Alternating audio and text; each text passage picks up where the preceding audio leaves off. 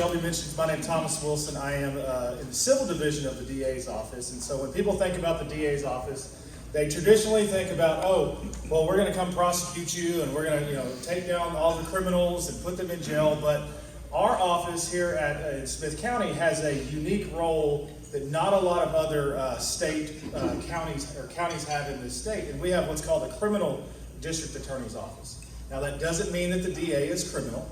That just means that we have both civil and criminal jurisdiction. So my role is basically general counsel for the entire county. That's one aspect. I advise Judge Franklin and the commissioners during commissioners court. I have worked with Judge Coward for, how many years was that?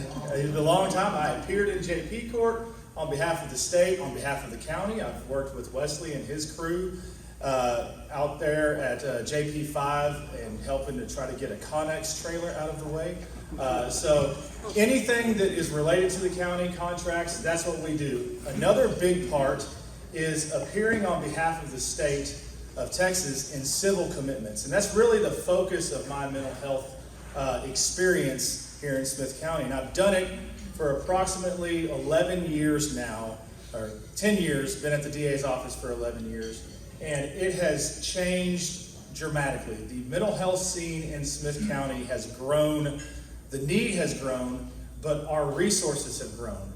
And you can thank Christus and UT and the local mental health authority, Judge Franklin, Judge Moran, before he went to Congress and went to the dark side. So you can thank them for those resources, but we have a long way to go. And in reality, what the one thing I want you to take away from is this speech is that you always hear, it's government is here to help. You don't want to hear that, right? You don't want to hear somebody say, I'm from the government and I'm here to help. Well, in this situation, that's actually true. We do help a lot of people in Smith County who are going through a crisis, and a mental health crisis. And I pride myself on that role because you see them every day. They could be your family member or your friends, and they are experiencing a severe mental health crisis. And a lot of people come to me and they say, I don't know what to do, and I don't know how to help this individual. And my one suggestion to them is talk to them. Ask them what they need. Sit down with them and genuinely say, don't say, what can I do for you to help you? And it may be that your next call is to law enforcement. Your next call is to 911 to get somebody to respond to that mental health crisis. It may be finding resources for them. You in the community, I don't know how many times business owners have called our offices and say, hey, we have this person who we work with, whether it be a bank or an insurance agency, that we've had calls where something's going on here. What can we do? And they may call the county judge's office. They may call our office. And it's really staggering the number of people who in Smith County alone face these mental health issues. So this number is off because our census is off. Our census is currently at 233,000 people in Smith County. So if you think about that, it's probably more about 250,000. But if you think about that number, statistically speaking, 1 in 4 persons has a mental illness. That could be bipolar disorder, schizophrenia, major depressive disorder, depression, seasonal depression.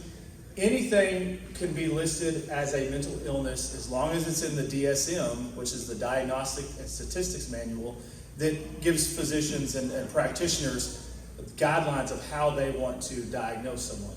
So if you think about that in Smith County, that's about 58,000 people in Smith County.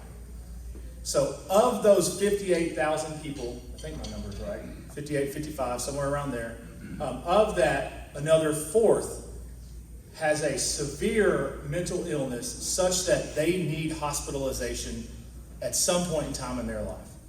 That's roughly about 14,000 people in Smith County at some point in their life is going to have to be hospitalized. Now, the problem with that is it's not that we don't have resources available, but we don't have resources available for the number of people at one time to come in. So if, let's say, for instance, someone goes to the hospital and they need to get a bed, do y'all have any clue how many beds are available for unfunded mentally ill patients for forced psychiatric treatment? And you can throw out a number. 10. That's close. It's 14 to 17 beds for Smith County residents. But you have to remember, not only are we talking about Smith County, but we're talking about the entire region.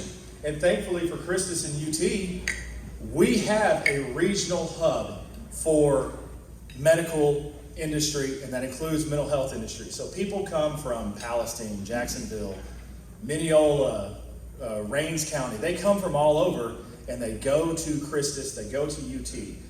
And so that includes law enforcement agencies who bring these individuals to the hospital.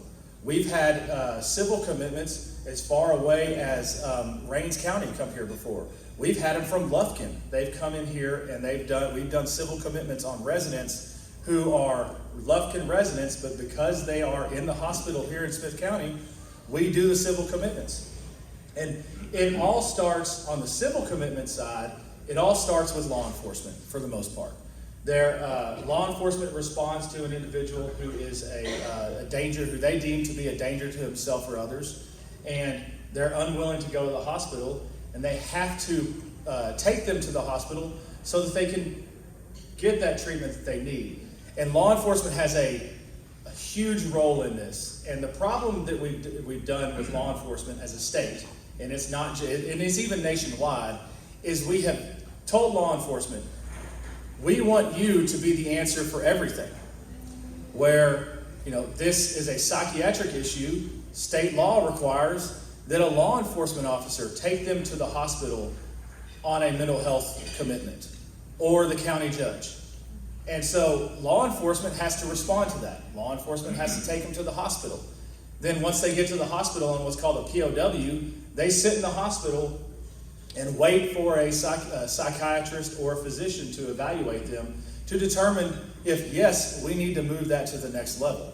And then once they determine that that needs to be moved to the next level and they need to be committed psychiatrically in a mental health institution, they will either, one, go voluntarily, which usually isn't the case, or they will be forced to go through an order of protective custody. And that's when our office gets involved, and that's when the county judge's office gets involved. But that order of protective custody only holds them there for a specific period of time, and that's 72 hours. So 72 hours, they have to be, or they are detained under that order of protective custody. And we have to have what's called a probable cause hearing. And that hearing is a hearing that determines basically whether or not this person is in fact a danger to themselves or others. And then at that point, if we get to that point, then we, within 14 days, have another hearing. And that is called a civil commitment hearing. And that hearing could hold the individual up to 45 days or 90 days, depending on the circumstances. And so the issue that we have is we have so many of these coming in. We do about 3 to 5 of these a week that come into our office and then get filtered through to the county judge's office.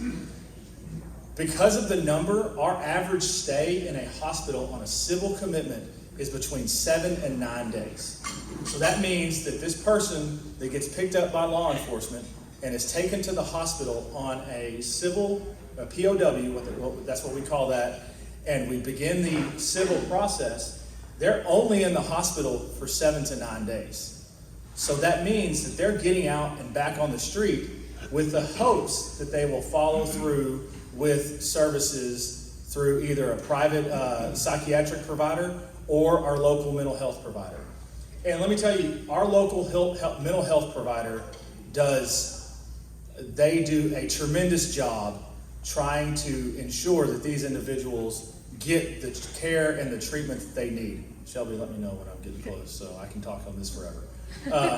So if they have a role out in the community, but what we don't have is we don't have the beds and the resources locally to fill our need. That 14, 15,000, probably more like 20,000, those people that need psychiatric treatment and inpatient psychiatric treatment, they are, the state has not made that a priority.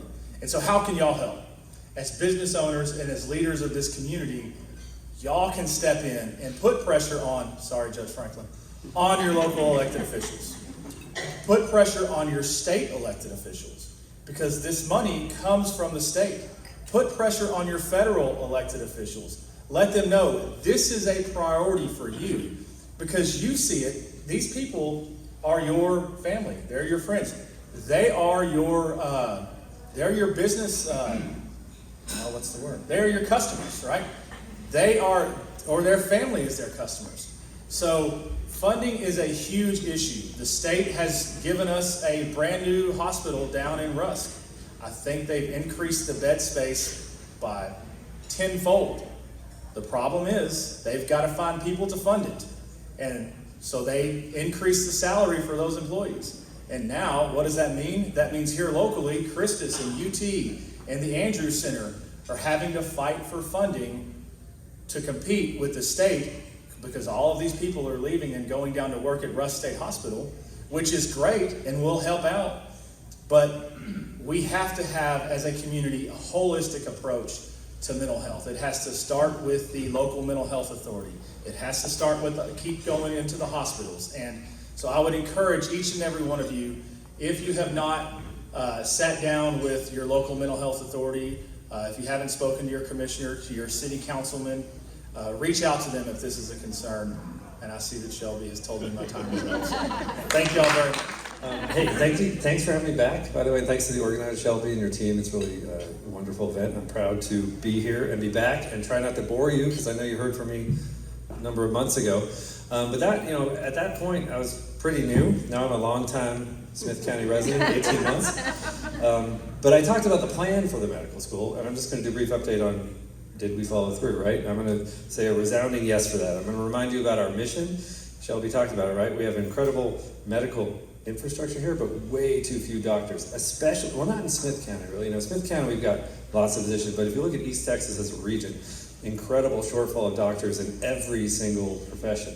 And so what do we need for a medical school? We need to train and recruit doctors who are going to stay here and practice in rural regions and make a career out of it and really change things on the ground. So that's our mission as a school. And so then the question is, how do you actually do that, right? How do you prevent just recruiting people from wherever they come, they get their MD and they go back to the big city?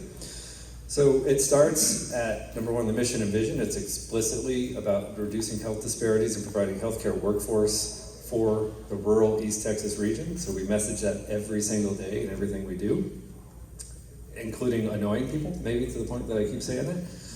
So it's in our programming, it's in our curriculum, it's in all the things we're planning. We have our initial rotation for the students is a community and rural health rotation, where they actually get embedded with a rural health practitioner. So across the curriculum, we're trying to focus on that.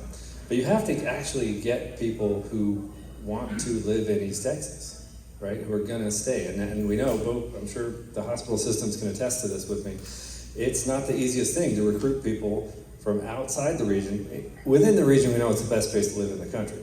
It's obvious. But outside, getting people to move here is a little tough, right? That's why we have a big shortfall, especially in rural areas. So how can we get people who are inherently excited about that? And that's in admissions, right? That's in admissions for our medical school. So we have implemented a whole new innovative way of doing medical school admissions, and we have 4 criteria. The main screening criteria, but the number one is how connected you are to East Texas. So we actively screen for depth of connection to East Texas on the principle that if you are from a small town in East Texas, you'll have an understanding of the community and have an understanding of needs and be much more likely to go there and practice and change things on the ground. And I'm happy to say, we have other criteria, academics, how much leadership, community involvement, and we also screen, I think I talked about it last time, but we actually look at people's empathy and humanism and what kind of people they are, as opposed to just whether they can take a test. We get great people, but they're from East Texas. And we have our first 40 students, which is very exciting. They start in 3 weeks. We're very, very excited about that. And I can tell you, 32 of them grew up in counties in East Texas. So 32 out of 40 themselves grew up in small towns in East Texas. And if I could show a map, it looks like a shotgun blast on East Texas. Like they're from all over. Small town, there's 2 from Hallsville. We got kids from all over East Texas, White House, everywhere. 16 from Smith County, I'll say that, which is very exciting. And the 8 that didn't grow up here, their parents did, or their grandparents, and they had some connection where they showed in their application how intent they were and how much they would love to do preventive primary care within our region. So I'm amazed that we were able to get such an incredible class. So it's happening, and they're showing up on campus. Other updates of where we are, we achieved accreditation. I think I mentioned that. We got one of the best accreditation reports I've ever seen. So people are excited about what we planned for the school. Facilities, so we have almost completely finished the facilities that are going to be on the north campus on 271 here. And those are the main part of the medical student program will be there for about 3 years. And then, I don't know if people have seen in downtown Tyler, the excavation has started for the new medical school building there, which, economically, I think we've all heard what a huge driver that's going to be for the local economy. So that's happening. That's supposed to be done in 2025. And then at that point, we'll have a multi-campus kind of a school because we have so much expansion to do. The one downtown will focus on resident training and also medical student training, and it's perfectly located because our residents and students can go to the UT campus. We're working with Christus. Our students and residents can go there to get a diversity of experience and also as a recruitment tool, right? So if our students and residents can work and train in the systems in our community, they're going to see how great it is to work here. And so we're trying to provide that early experience for our trainees within those systems. The next phase of what we need to do to keep those students here is to provide residency training opportunities, because that's the number one predictor of where you finish, where you end up practicing is where you actually do residency. And it has to do with, I think you fall in love with the area, but that's also the time in life when you get married and have kids and sort of settle down. So we need to provide those residency training opportunities. And that's a huge focus of ours. About 4 years ago, we had 3 programs in residencies. We've had family practice are longest standing one. It's been about 40 years actually. But now as of next year, we're gonna have 22. So in just a few short years, we've dramatically expanded GME, and we're trying to hit every high need specialty that we possibly can. We have psychiatry, rural psychiatry, child and adolescent psychiatry, family practice, rural family practice, internal medicine, general surgery, the list goes on and on. We're adding OB-GYN, anesthesia, ER, anything you want to do that we need in this region, we're going to provide a training opportunity for it. And I know the goal for the state, if you look at the Texas Higher Education Coordinating Board, is to have 1.1 GME slots for every 40 students you train in the region. Well, we're going to have 40 per year of students, but we're going to have probably over 200 GME spots. So we're going to have more than enough to keep all our students and also recruit more from outside to have them train here and fall in love with the area.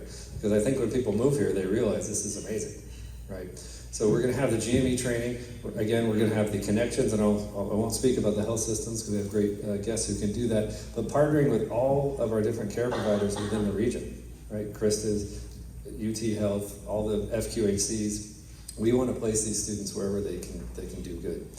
And then other major efforts we have is expanding research, right? We're not going to progress healthcare if we don't do research. So we plan on doubling our research expenditures within the next 5 years, both in basic science, so discovering new cool drugs that can treat diseases, to clinical trials to look at preventive ways to prevent cardiovascular disease. Across the board, we're trying to expand that.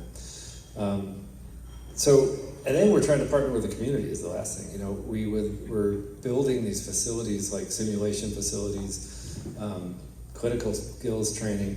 We would love to partner with any organization that had a need of those things for training paramedics or whatever, community groups, physician groups. We're lucky enough to have built incredible facilities to be able to do that, to work with the community and really make a difference. Couple words about curriculum, because we're talking about mental health today. We want all of our graduated students to be expert in how to provide excellent care, behavioral health care. So one of the core threads for every single student is behavioral health, and it starts from the time they enter medical school and goes all the way through 4 years. Because no matter how hard we try, we're not going to have enough psychiatrists to cover the entire region. But if every family doc who goes out to a rural region feels comfortable and knows how to intervene, knows how to address those problems and make the referrals, that's how we're going to make the difference. So we want every student to be interested in that and be expert at it.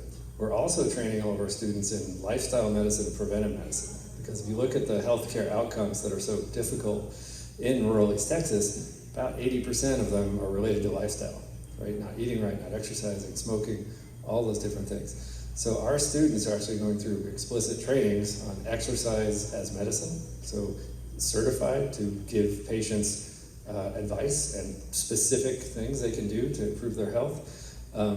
One of them, I'm going to give you a little tip right now. This is a little thing you can do that we're implementing in our curriculum.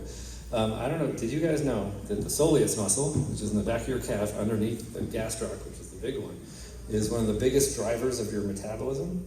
And if you can augment that, and all you have to do every day, if you sit at your desk and just raise your heels off the floor a few hundred times, it changes your whole metabolism. It changes how your insulin works. It can actually induce weight loss. It's incredible. Little tips like that, right? If you can tell that to your patients, everyone's doing them now, right? I know. It's amazing. It's absolutely an incredibly simple intervention. But stuff like that, right? So they can use exercise. We're going to train them in how to be healthy cooking, how to cook healthy meals, how to grow food at your own house, like healthy vegetables, those kind of things. Interventions to stop smoking, all that kind of stuff. So we're trying to make our students really get the skills they need to be on the ground and change people's lives. And if we can really recruit them from here, train them here, have them do residency here, be skilled in those things, and be passionate about it, see?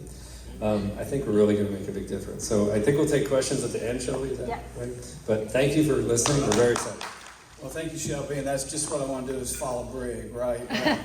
He's quite a speaker, and I will tell you, getting to know him has been a tremendous pleasure. And but I will say this, working with him, he says, I want you to fuel my fighter jet. And I'm like, no problem, Brig, we can do it. He goes, no, I want you to fuel it. He goes, what he doesn't tell you is you're going to be fueling it in midair. Working with him, he is passionate, he moves, and it's been fun. But it's been quite a daunting challenge that he's been given. And you know what we did, I've been here 5 years, so I will take just a minute to tell you, since I'm not a Texan, he's not a Texan either, but he has adopted better than I have, because he apparently had no allegiance to a college team when he came here. So he put the jersey on better than I did. My dad and I are both Alabama alums, but I will say I love both the Texas teams. Okay, Darrell Royal and then Bear Bryant Stallings, the whole story. So I love both of those stories, but. He really ridiculed me when the Longhorns almost got Alabama, but anyway, we have. I've really enjoyed being here, but coming here, what we noticed, having been here 5 years, is coming from Nashville, where healthcare is abundant, is that the citizens of East Texas just have quite an asset in the healthcare here. Christus, the UT.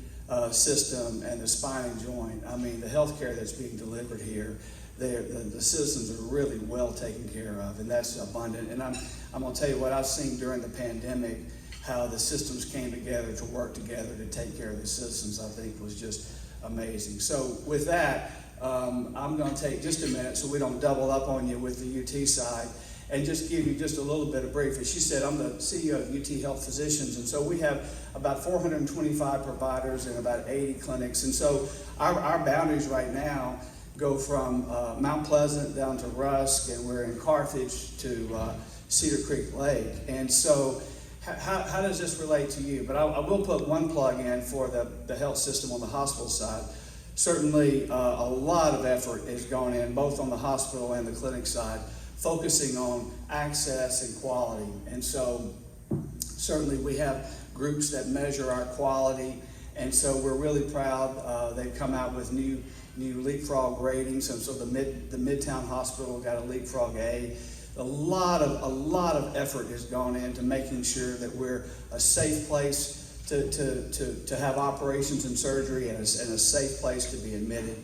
And so again, as I just said, all the hospital systems here in Tyler, you know you'll get good care, and so we're very happy about that.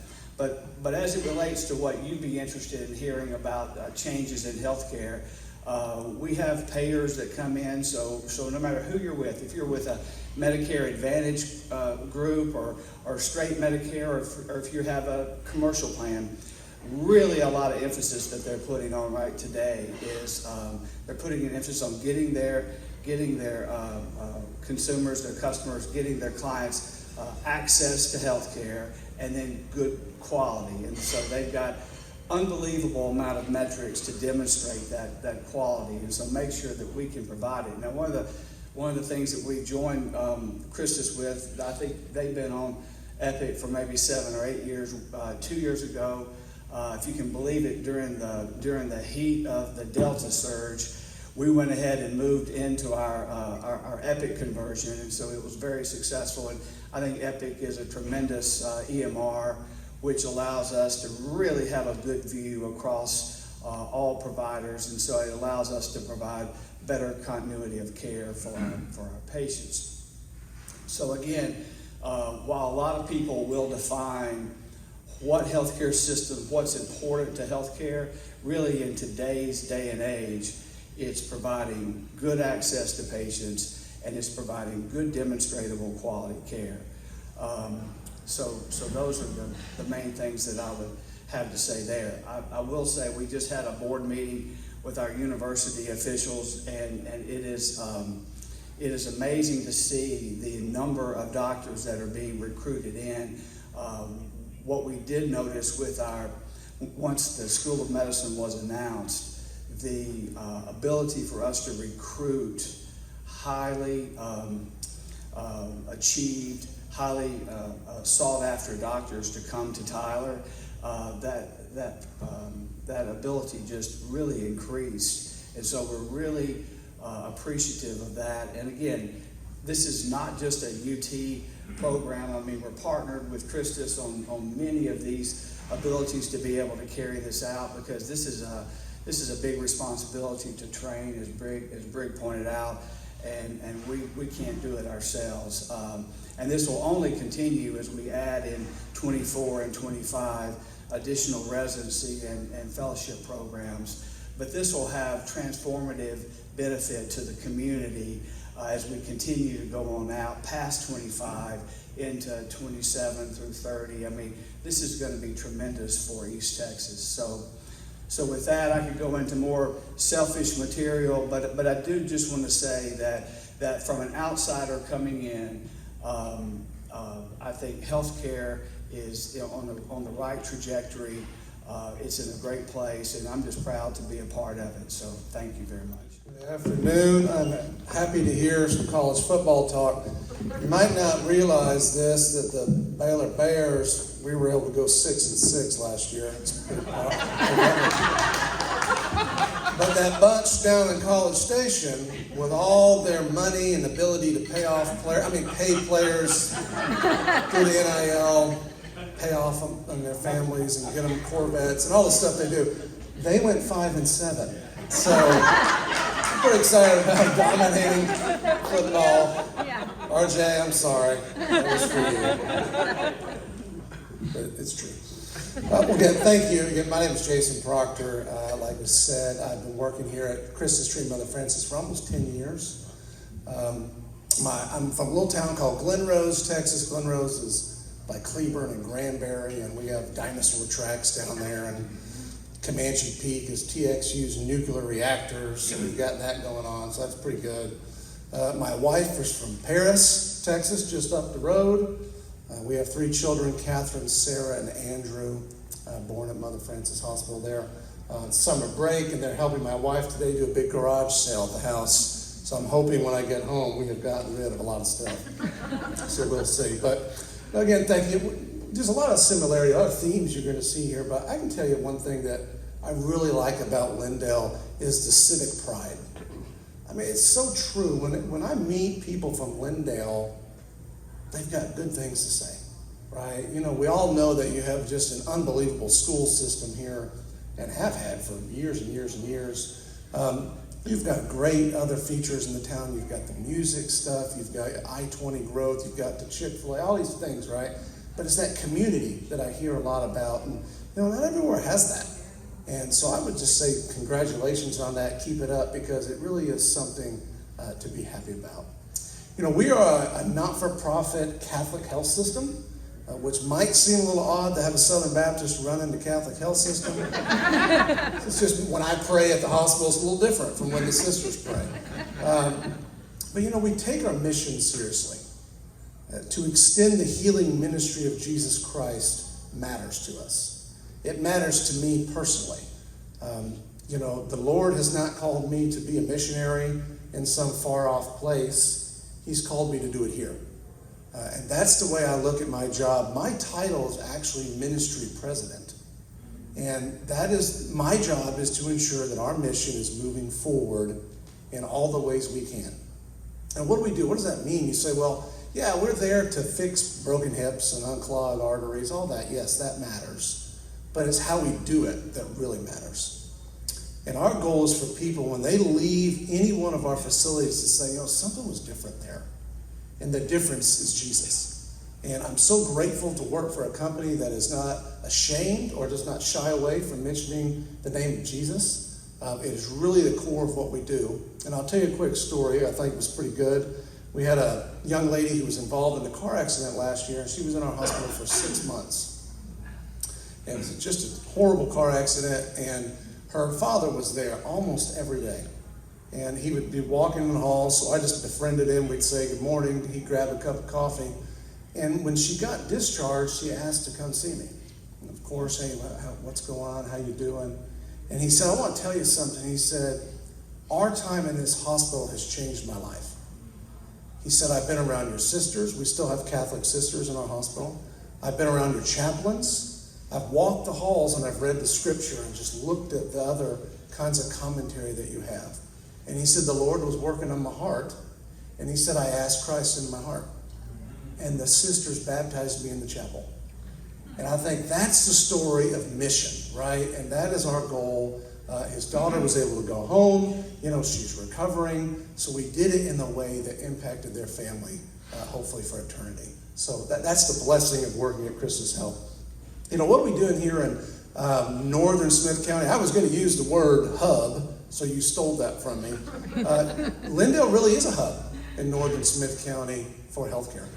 Our journey here started in 2004 on our location that we're at with some primary care providers, and we've grown today to 50,000 square feet of space. We have 12 physicians that are there currently. There'll be one more starting in September.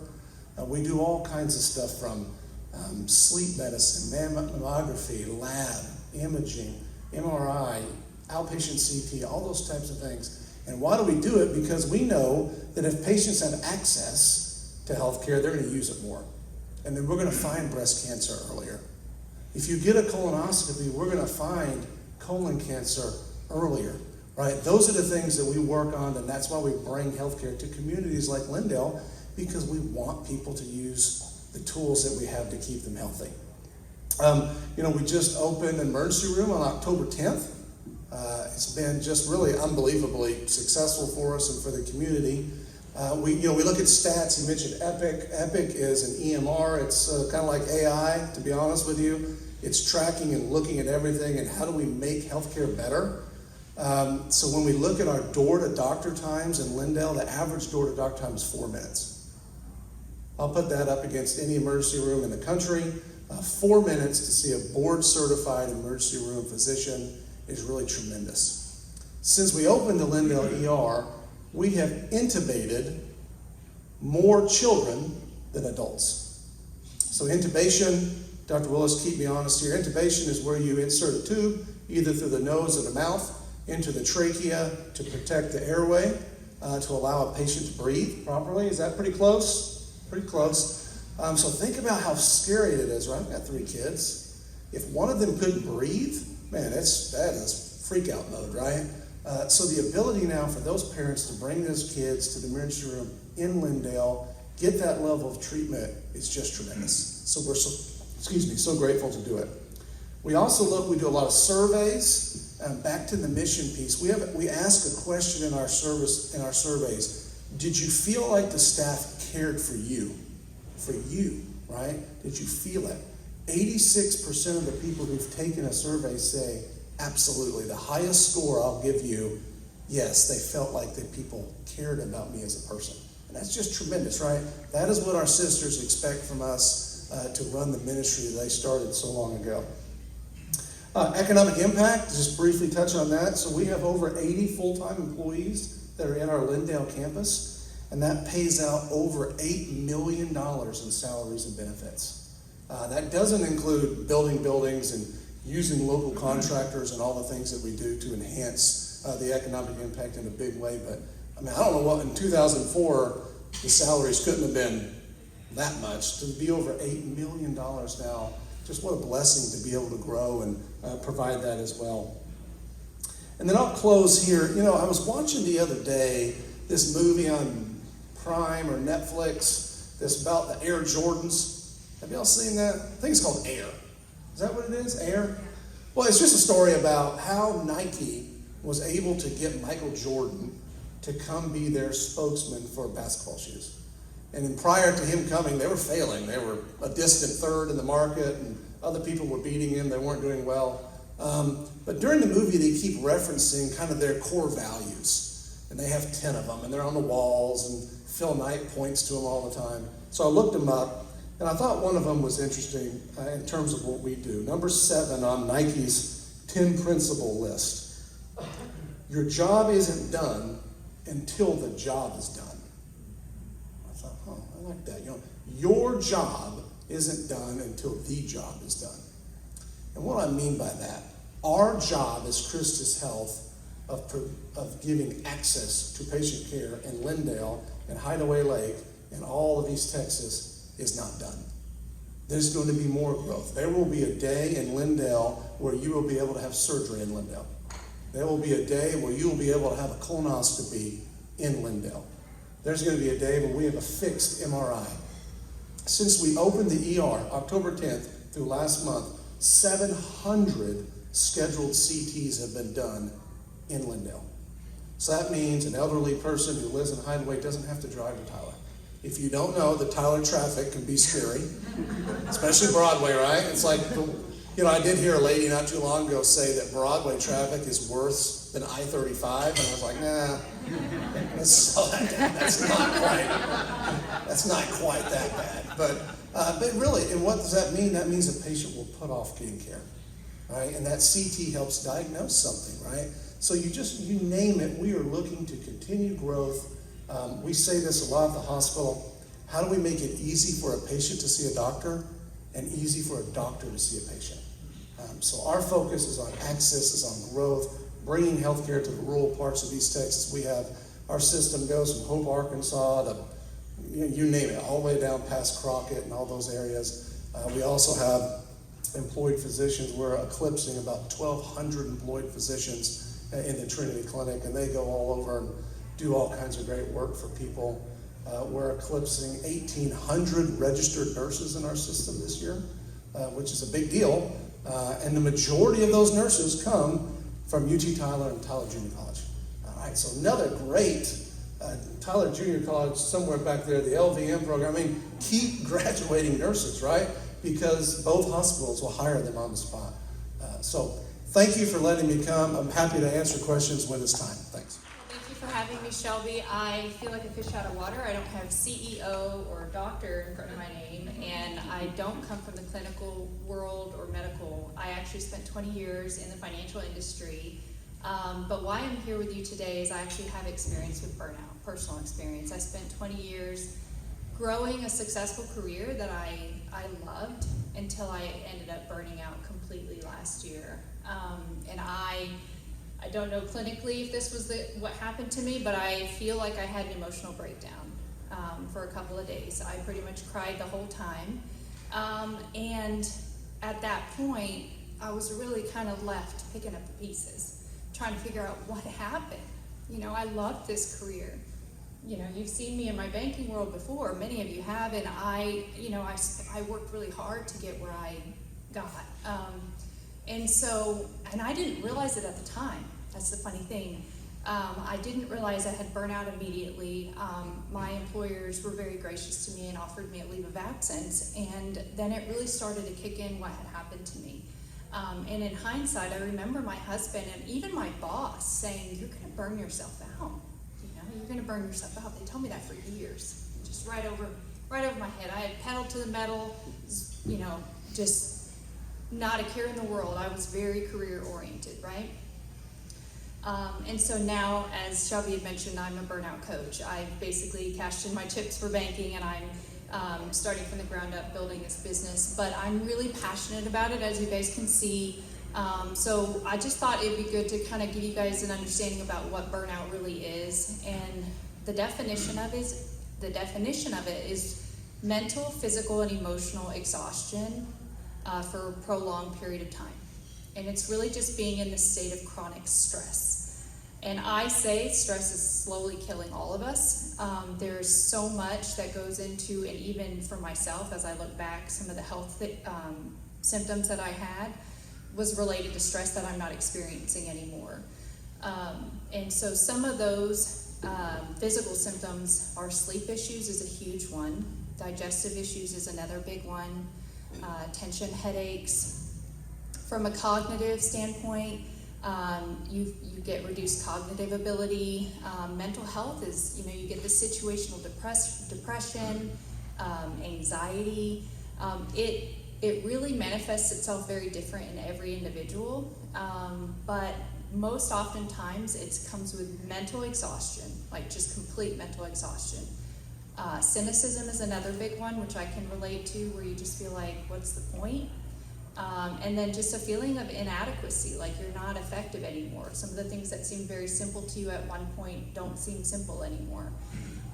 And so back in 2019, the World Health Organization coined it an occupational phenomenon, and we're hearing more and more about this, and it really is a mental health crisis. And I think the impact is so great, not only to the individual, but also to the employer, to the business that's employing that person. When you really think about the consequences of that from an employer standpoint, you get, people are out sick more often because they have stress-induced illnesses. They lose productivity because they're not sleeping well, and so they're not firing on all cylinders for their cognitive abilities. I said loss of production is huge, sick time, turnover. Look at me. I was a high achiever. And that's one thing I wanted to mention too, what contributes to burnout. And it might not be what you think, and it's different for everybody obviously, but a lot of extreme behaviors drive burnout. So your high achievers, that run, go, go, go, or your people pleasers, or your overfunctioners, or your perfectionists, people that overwork because they're trying to get it perfect, those people are really at a higher risk of burning out. Obviously, work imbalance is important too. Work-life balance culture has a lot to do with burnout, and then lack of recognition as well is a huge contributor for burnout. But I always say that the best retention strategy for employers is preventing burnout, because you're not going to lose your high performers. And so some of the things that I would suggest, as an employer that you can do, and I'll talk about from the individual standpoint as well, is really just fostering a really good culture around work-life balance. Like letting overworking be the anomaly. Giving space for people to take mental health appointments and making that normal to them.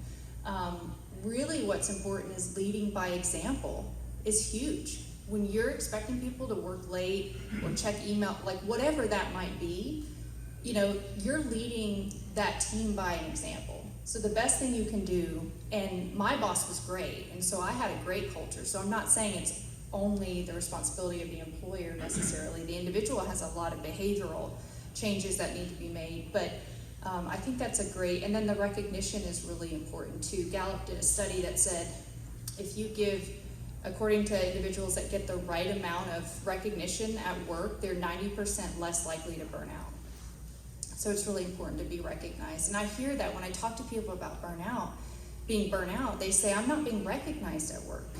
And it's so much more important than sometimes you think. From the individual standpoint, I just think recognizing what's not normal for you. Because for me, I was so stubborn. I didn't want to admit, because I was a high achiever, and pushing through is all I knew. I prided myself in my resilience and how much I could tolerate stress. And at the end of the day, it did not serve me well. So I think just encouraging people, if you see it in your staff, if they're behaving in ways that aren't normal, or if you individually are, maybe you're going home and you're drinking a half a bottle of wine, or maybe you're having trouble sleeping, or maybe you're having physical issues. Really just take a moment and don't ignore it, because it's not sustainable. And even if you can push through, as if like I was behaving, at what cost? What cost? For me, my family. So I think in summary, I would just say burnout is real. Your high performers are susceptible to it. I think it's the responsibility of employers to be aware of the mental health of their associates and be supportive to them and lead by example, and the individuals don't need to take ownership of their health as well and not refuse to acknowledge that they may be burnout. And at the end of the day, you can survive it and you can get on the other side of it. So thank you for having me, Shelby. The last thing I'll say is I am a burnout coach. I also do corporate training. So if you have an interest in rolling out any kind of corporate training for your associates or your managers, feel free to reach out to me. So.